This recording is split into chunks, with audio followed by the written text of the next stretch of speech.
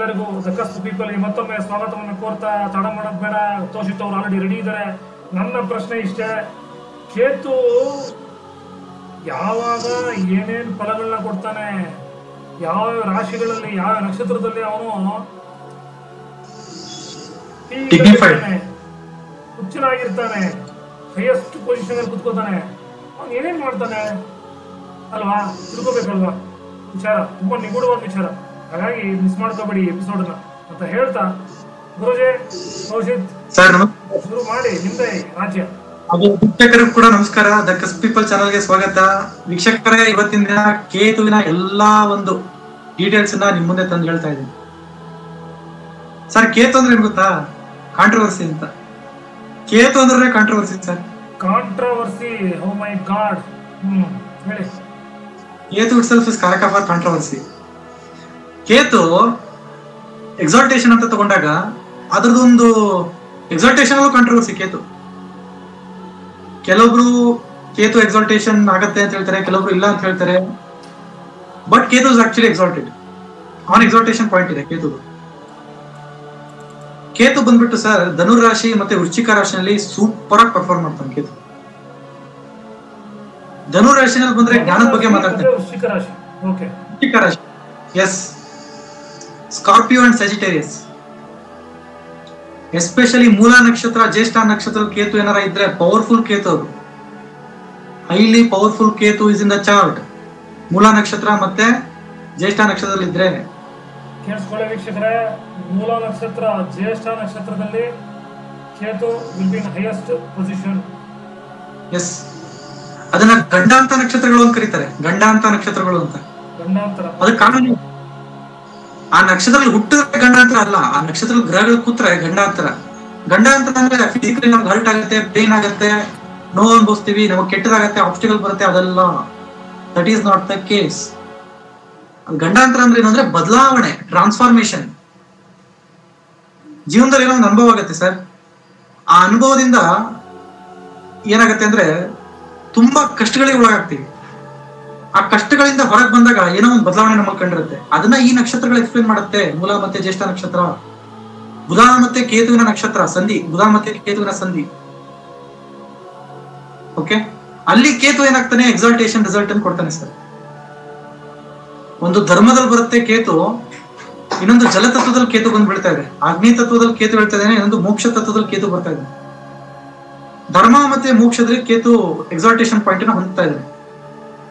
8th ಮತ್ತೆ 9th house, 8th ರಾಶಿ ಮತ್ತೆ 9th ರಾಶಿ, ಧರ್ಮ ಮತ್ತೆ ಮೋಕ್ಷ. ಧರ್ಮದಲ್ಲಿ ಕೇತು ಏನ್ ಹೇಳ್ತಾನೆ, ಜ್ಞಾನವನ್ನು ಕೊಡ್ತಾನೆ. ಮೋಕ್ಷದಲ್ಲಿ ಕೇತು ಏನ್ ಎದ್ರ ಬಗ್ಗೆ ಮಾತಾಡ್ತಾನೆ, ಅಕಲ್ಟ್ ಮತ್ತೆ esoteric part of the life ಬಗ್ಗೆ ಕೇತು ಮಾತಾಡ್ತಾನೆ. ಓಕೆ, ಸೊ ಇದು ಒಂದು ಕೇತುವಿನ ವಿಚಾರ ಸರ್. ಅಕಲ್ಟ್ ಮತ್ತೆ ಇನ್ನೊಂದು ನೋಡಿ ಹೇಳಿದ್ರಿ, ಈಸೋಟೆರಿಕ್ ಲೈಫ್, ಆಧ್ಯಾತ್ಮಿಕ ಬದುಕು, ಈಸೋಟೆರಿಕ್ ಸಬ್ಜೆಕ್ಟ್ಸ್ ಅಂತ ಕರಿತೀವಿ. ಲೈಫ್ ಆಫ್ಟರ್ ಡೆತ್ ಆಗಿರ್ಬೋದು, ಸಾವಿನಿಂದ ಆಚೆ ಬಂದು ಮತ್ತೆ ಹುಟ್ಟಿರ್ತಕ್ಕಂಥದ್ದು, ಸತ್ತು ಬಿಟ್ಟು ಮತ್ತೆ ಹುಟ್ಟಿರ್ತಕ್ಕಂಥದ್ದು, ಅದು ಇದೆಲ್ಲ ಈಸೋಟೆರಿಕ್. ಈಗ ಜ್ಯೋತಿಷ್ಯ, astrology esoteric subject, esoteric knowledge. ಇದಕ್ಕೆಲ್ಲ ಕೇತು ಕಾರಕ ಆಗ್ತಾನೆ. ಅದನ್ನ ವೃಶ್ಚಿಕ ರಾಶಿಯಲ್ಲಿ ಕೇತು 2 ಮುಖ, ಧನುರಾಶಿ ವೃಶ್ಚಿಕ ರಾಶಿ 2 ಫೇಸ್ ಕೇತುಗೆ. ವೃಶ್ಚಿಕ ರಾಶಿನಲ್ಲಿ ಕಂಪ್ಲೀಟ್ ಕೇತು ಒಂಥರ ಮಿಸ್ಟಿಕಲ್, ತುಂಬಾ ಮಿಸ್ಟಿಕಲ್ ಕೇತು ಅವರು. ವೃಶ್ಚಿಕ ರಾಶಿ ಕೇತು ಹೈಲಿ ಮಿಸ್ಟೀರಿಯಸ್ ಮತ್ತು ಮಿಸ್ಟಿಕಲ್ ಕೇತು ಸರ್. ಮಂಗಳನ ದೃಷ್ಟಿ ಏನಾದ್ರು ಕೇತು ಮೇಲೆ ಬಿದ್ದಿದೆ ಅಂದ್ರೆ ಪವರ್ಫುಲ್ ಕೇತು ಅವರು. ಮಂಗಳ ಏನಾದ್ರು ವೃಶ್ಚಿಕ ರಾಶಿನಲ್ಲಿ ಕೂತಿರ್ತಕ್ಕಂಥ ಕೇತುನ ದೃಷ್ಟಿಸ್ಕೊಂಡು ನೋಡ್ತಾ ಇದ್ದಾನೆ ಅಂದ್ರೆ ತುಂಬಾ ತುಂಬಾ ತುಂಬಾ ಪವರ್ಫುಲ್ ಕೇತು ಅವರು. ಅವ್ರು ಮುಂದಾಗೋ ಘಟನೆನ ಈಗಲೇ ಹೇಳ್ತಾ ಇರ್ತಾರೆ. ಅಷ್ಟು ಎಕ್ಸಾಲ್ಟೇಷನ್ ರಿಸಲ್ಟ್ ಕೊಟ್ಬಿಡುತ್ತೆ ಕೇತು, ಅಷ್ಟು ಇಂಟ್ಯೂಷನ್ ಸ್ಟ್ರಾಂಗ್ ಮಾಡ್ಬಿಡುತ್ತೆ ಕೇತು. Same with Dhanurashi. ಧನುರಾಶಿನಲ್ಲೂ ಕೂಡ ಹಾಗೆ ಗುರುವಿನ ದೃಷ್ಟಿ ಏನಾದ್ರೂ ಕೇತು ಮೇಲೆ ಬಿದ್ದಾಗ ವೆರಿ ಪವರ್ಫುಲ್ ಕೇತು ಆಗ್ಬಿಡುತ್ತೆ ಸರ್. ಅದು ಸಿಕ್ಕಾಪಟ್ಟೆ ಜ್ಞಾನ. ಅವ್ರು ಹೇಳಿದ್ದೆಲ್ಲ ನಿಜ ಆಗಕ್ಕೆ ಸ್ಟಾರ್ಟ್ ಆಗ್ಬಿಡುತ್ತೆ. ಅವ್ರು ಹೇಳಿದಿರ್ತಕ್ಕಂಥ ವಿಚಾರಗಳೆಲ್ಲ ನಿಜ ಆಗಕ್ಕೆ ಸ್ಟಾರ್ಟ್ ಆಗುತ್ತೆ. ಅವರಿಗೆ ಜ್ಯೋತಿಷ್ಯ ಜ್ಞಾನ ಗೊತ್ತಿರಲ್ಲ, ಯಾವುದೇ ರೀತಿಗೆ ಅಕಲ್ಟ್ ಮತ್ತೆ ಈಸೋಟೆರಿಕ್ ನಾಲೆಜ್ ಗೊತ್ತಿರಲ್ಲ ಧನುರಾಶಿನಲ್ಲಿ ಕೇತು ಇದ್ರೆ.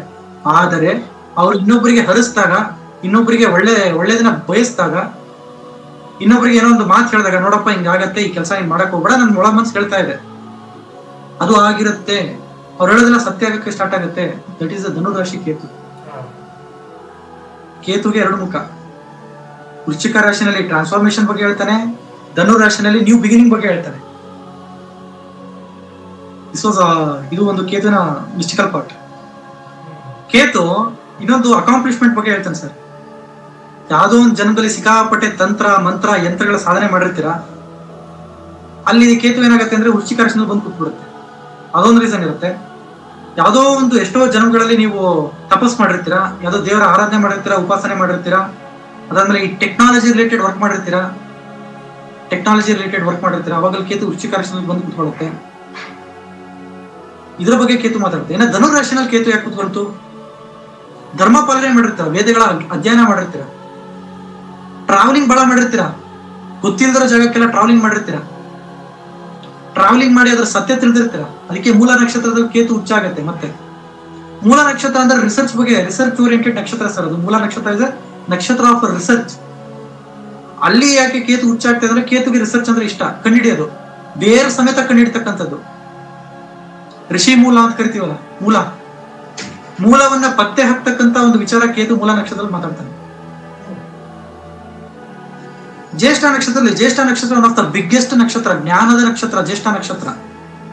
ಎಲ್ಲಾ ತರದ ಜ್ಞಾನ ಇರುತ್ತೆ ಜ್ಯೇಷ್ಠ ನಕ್ಷತ್ರದಲ್ಲಿ. ಅದರಲ್ಲಿ ಅಲ್ಲಿ ಹೋಗಿ ಕೇತು ಕೂತಾಗ ಒಂದು ಈಸೋಟರಿಕ್ ಲೈಫ್ ಬಗ್ಗೆ ಟರ್ನ್ ತಗೊಳುತ್ತೆ ಕೇತು. ಇನ್ ಜನರಲ್ ವೃಶ್ಚಿಕ ರಾಶಿ ಮತ್ತೆ ಧನು ರಾಶಿನಲ್ಲಿ Ketu is excellent. It just performs its peak. ಅದರ ಒಂದು ಪೀಕ್ ಪರ್ಫಾರ್ಮೆನ್ಸ್ ಕೊಡುತ್ತೆ ಸರ್ ಕೇತು. ಸಿಕ್ಕಾಪಟ್ಟೆ ಇಂಟ್ಯೂಷನ್ ಕೊಟ್ಬಿಡುತ್ತೆ. ಈ 2 ರಾಶಿನಲ್ಲಿ ಕೇತು ಇದ್ಬಿಟ್ಟಾಗ ಸಿಕ್ಕಾಪಟ್ಟೆ ಇಂಟ್ಯೂಷನ್ ಕೊಟ್ಬಿಡುತ್ತೆ. ಕಾರಣ ಏನಂದ್ರೆ ಇವೆರಡೂ ಕೂಡ ಟಾಪ್ ಮೋಸ್ಟ್ ಆಧ್ಯಾತ್ಮಿಕ ರಾಶಿ.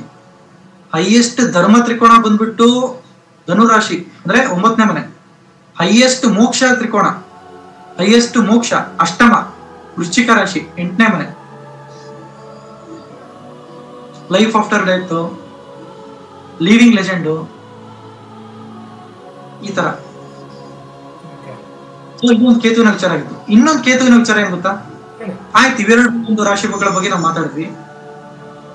ಕೇತುವಿನ ಇನ್ನೊಂದು ವಿಚಾರ ಏನಪ್ಪಾ ಅಂದ್ರೆ, ಅವನು ಯಾವ ರಾಶಿಯಲ್ಲಿ ಕೂತಾಗ ಹೆಂಗ್ ಪರ್ಫಾರ್ಮ್ ಮಾಡ್ತಾನೆ ಅಂದ್ರೆ, ಅವನು ಆ ರಾಶಿಯಾಧಿಪತಿನ ಕಾಪಿ ಮಾಡ್ತಾನೆ ಸರ್ ಕೇತು. ಆ ರಾಶಿಯ ಅಧಿಪತಿನ ಕಾಪಿ ಮಾಡ್ತಾನೆ ಕೇತು. ಅದನ್ನ ಇಂಟ್ರೋವರ್ಟ್ ಮಾಡಿರ್ತಾನೆ. ಈಗ ಫಾರ್ ಎಕ್ಸಾಂಪಲ್ ಕೇತು ಬಂದ್ಬಿಟ್ಟು ಮೇಷ ರಾಶಿನಲ್ಲಿ ಕೂತಿದ್ದಾನೆ ಅಂತ ತಿಳ್ಕೊಳ್ಳಿ, ಮಂಗಳನ್ ಕಾಪಿ ಮಾಡ್ತಾನೆ ಕೇತು. ಮೇಷ ರಾಶಿ ಮಂಗಳನ್ ಕಾಪಿ ಮಾಡ್ತಾನೆ. ಕೇತು ಅಂದ್ರೆ ಅಕಾಂಪ್ಲಿಷ್ ಮಾಡಾಕಿರೋದು. ಯು ಹ್ಯಾವ್ ಮೇಷ ರಾಶಿ ಎದ್ರ ಬಗ್ಗೆ ಮಾತಾಡ್ತದೆ? ಫಿಸಿಕಲ್ ಬಾಡಿ ಬಗ್ಗೆ ಮಾತಾಡುತ್ತೆ ಮೇಷ ರಾಶಿ. ಇಲ್ಲ ಎಕ್ಸರ್ಸೈಸ್ ಮಾಡ್ತಕ್ಕಂಥದ್ದು, ಜಿಮ್ ಹೋಗ್ತಕ್ಕಂಥದ್ದು, ಈ ಪೌರುಷ, ಕೋಪ, ಕ್ರೋಧ, ಪೌರುಷ. ಸಡನ್ ಆಗಿ ಏನಾರ ಬಂದ್ರೆ ಯಾರೋ ನೀನ್ ನನಗ್ ಬಯಕ್ಕೆ, ಈ ತರ ಒಂದು ಅಗ್ರೆಷನ್ ಬಗ್ಗೆ ಮಾತಾಡುತ್ತೆ ಮೇಷರಾಶಿ. ಅಲ್ಲಿ ಹೋಗ್ಬಿಟ್ಟು ಕೇತು ಕೂತಾಗ ಯು ಹ್ಯಾವ್ ಅಕಾಂಪ್ಲಿಷ್ ದಟ್. ಅವರಿಗೆ ಗೊತ್ತು ಆಂಗರ್ನ ಹೇಗ್ ಬ್ಯಾಲೆನ್ಸ್ ಮಾಡ್ಬೇಕು, ಕೋಪನ ಹೇಗ್ ಕಂಟ್ರೋಲ್ ಮಾಡ್ಬೇಕು, ಅವ್ರ ಬಾಡಿನ ಹೇಗ್ ಫಿಟ್ ಆಗಿ ಇಟ್ಕೋಬೇಕು. ಮೇಷರಾಶಿ ಇರ್ತಕ್ಕಂಥ ಕೇತು ಲೈಕ್ ಅದನ್ನ ಇಂಟ್ರೋವರ್ಟ್ ತಗೊಂಡ್ಬಂದ್ಬಿಡುತ್ತೆ. ಕೇತು ಅಂದ್ರೆ ಇಂಟ್ರೋವರ್ಟ್ಲಿ ಈ just expands the thinking. Rahu ಎಲ್ಲಾ ರೀತಿ ಎಕ್ಸ್ಪಾನ್ಷನ್ ಮಾಡ್ಬಿಡ್ತಾನೆ.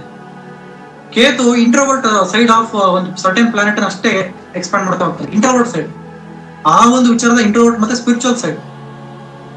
ಈಗ ಎಲ್ಲರೂ ಕಾಂಪಿಟೇಷನ್ಗೋಸ್ಕರ ಬಾಕ್ಸಿಂಗ್ ಮಾಡ್ತಾರೆ, ರೆಸ್ಲಿಂಗ್ ಮಾಡ್ತಾರೆ, ಗೊತ್ತಾ ಸರ್? ಮೇಷರಾಶಿ ಅಂದ್ರೆ ಅದೇ ಫಿಸಿಕಲ್ ಫಿಟ್ನೆಸ್. ಬಟ್ ಆದ್ರೆ ಮೇಷರಾಶಿನಲ್ಲಿ ಕೇತು ಇದ್ರೆ ಅವ್ರು ಬಾಕ್ಸಿಂಗು ಮತ್ತೆ ರೆಸ್ಲಿಂಗು ಸ್ಪಿರಿಚುಯಾಲಿಟಿ ಅಂತ ತಿಳ್ಕೊಂಡು ಮಾಡ್ತಾರೆ.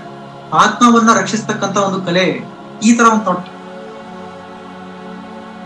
So this was all about the Ketu. In general ಆಗಿ give example sir how Ketu actually works.